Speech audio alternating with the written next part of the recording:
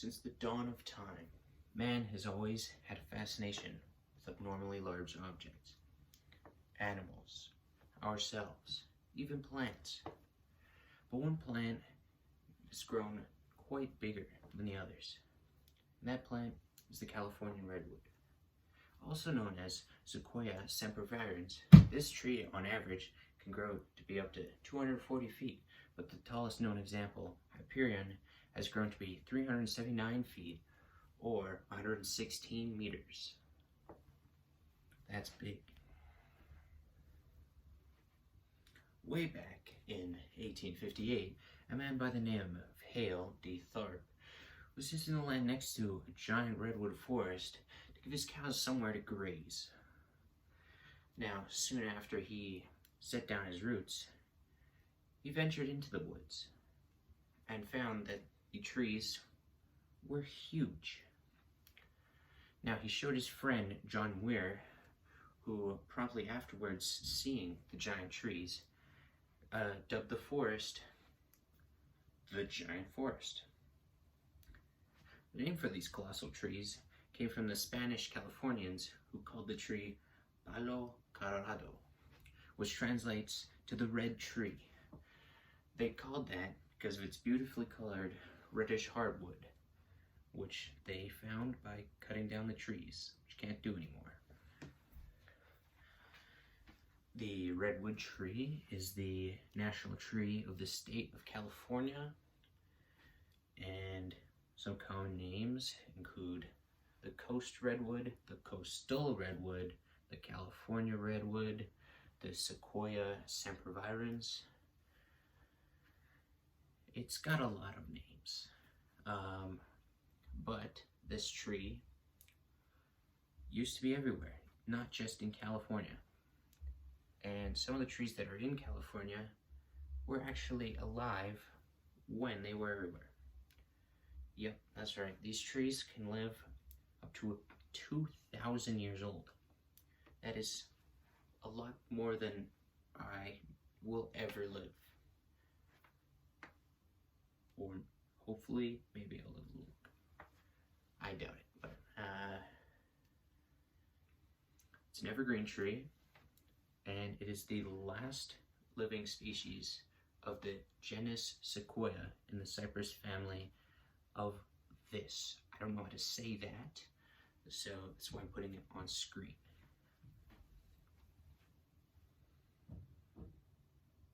Now, why have the trees grown to be so tall? Well, there are many factors for the trees to grow this way. The strongest reason is the foggy climate of California. Now, in California, it gets very foggy. So the plants on the low part need to be able to have less sunlight. But these redwoods need lots of sunlight, so they decided to just go past the fog. This is called phototropism. Phototropism is the growth response of a plant in reaction to light. And since fog is so common in a place like California, it is often very dry and there's not very much rain. This resulted in the redwoods growing very large and long roots, and these root systems only go down about 6 to 12 feet, and they're always intertwined with the roots of another redwood tree. This is so they don't fall over and they kind of just hold each other up. It's kind of like a buddy system for trees.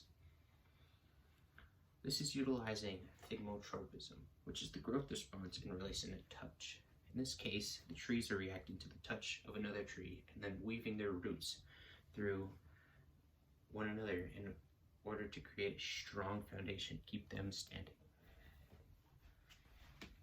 Continuing on about what I said about the Californian fog. The fog, well, it's not actually fog. It's just really low-flying clouds that pass through the Californian mountains, which is where the redwoods reside. And these clouds do not produce very much rain. Not as much rain as you'd see in somewhere like Canada or something.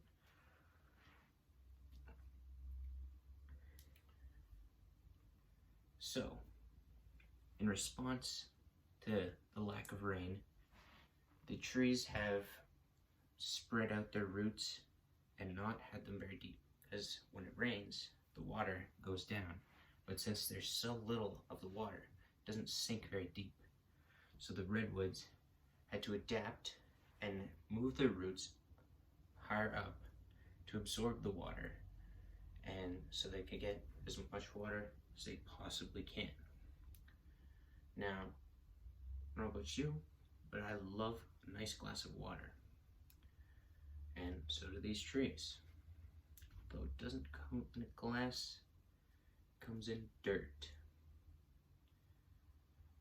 And sometimes they get a little greedy for this water, which causes their roots to come out of the soil, which in turn cannot be very good for them sometimes, because water can evaporate from those roots, causing the roots to dry out, become brittle, and sometimes break off, which is not good.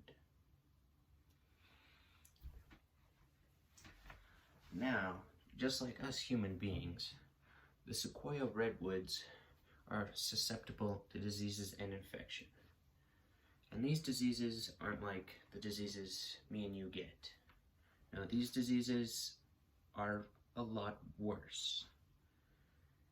These diseases cause they affect the way that the tree grows, they affect the way that it collects water, collects nutrients, and sometimes it just eats the tree.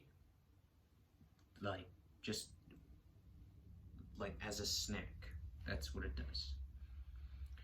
Now, one example is a canker. More specifically, the redwood canker.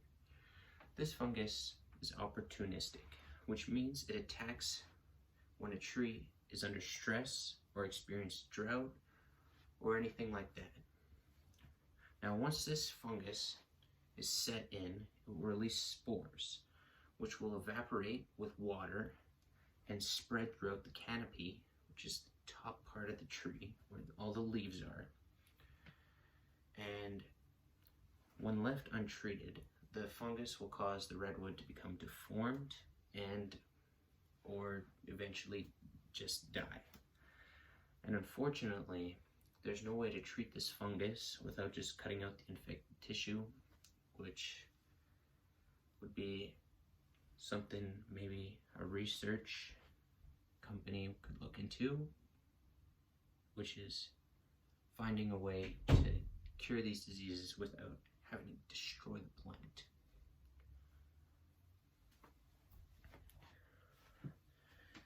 Now, if you haven't noticed, I have a guitar here, and redwood was a popular wood to use in the making of acoustic guitars, which I have in here.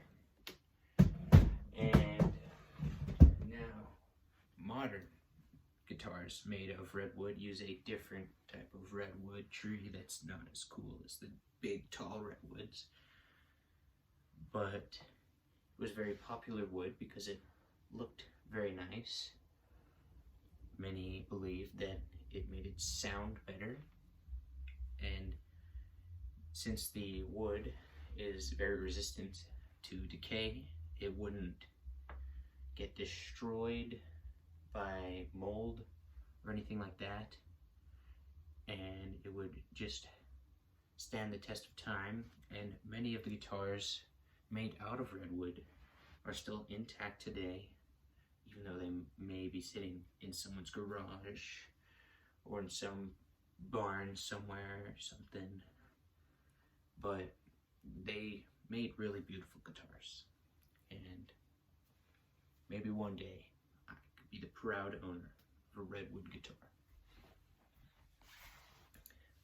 Now, the Native Americans of California love these redwood trees, and they would cut them down, which, as I said, is frowned upon today, and they would use them to build lots of stuff. For example, the Yurok Native Americans would build their homes with it so that they could stay out of the weather there. I don't know why they would, it's quite nice weather. They would build sweat houses, which was like a ritualistic tent kind of thing, which they would use to remove all the bad stuff from your body through sweating it out. They would build their canoes, which they could sail along the Californian coast. They could build furniture to put in their homes, which would kind of go with the theme of the redwood house. You'd have the redwood furniture. Just all come together, match very nice.